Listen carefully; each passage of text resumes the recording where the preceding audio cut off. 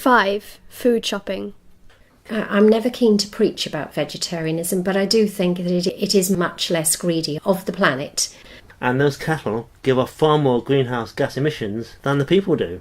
It's astonishing. When you think about a vegetarian diet is one of the not only healthiest things you can do, but it's also one of the easiest things you can do to the planet. And you don't have to go completely vegetarian, just eat less meat. We only buy European wine and we only buy organic wine. For primary children, again, the message is look at the label. I once did a little exercise about where does your meat come from and give them a pretend fiver, to buy your meat from a supermarket. How would you know whether that meat is Welsh or whether it's British?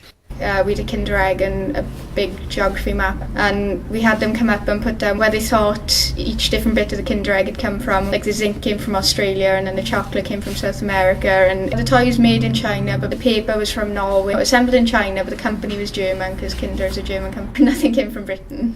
Them still living at home, and Mum and Dad just buy from Tesco's. I kind of not eat the food they've cooked because that would be wasteful, and that's a different thing altogether. But whenever we go shopping with them, it's kind of like sneaking their things out the basket and putting British things back in.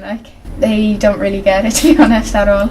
We try very assiduously to support local growers and local food suppliers, try and put something into the local economy as much as possible. We have a composite lorry where we would have frozen delivery, a chilled delivery and ambient delivery all on the same lorry. Plus the longer trailers with saving energy tyres on, so when they turn in, reversing, etc., again, it's less carbon being used. I've worked for Tesco's for a number of years. I left them, run my own business. I looked at the co-op. As they're a society, not a PLC, and a commitment to ethical policies on not just environment issues, but even helping people. And that's an organisation I wanted to work for.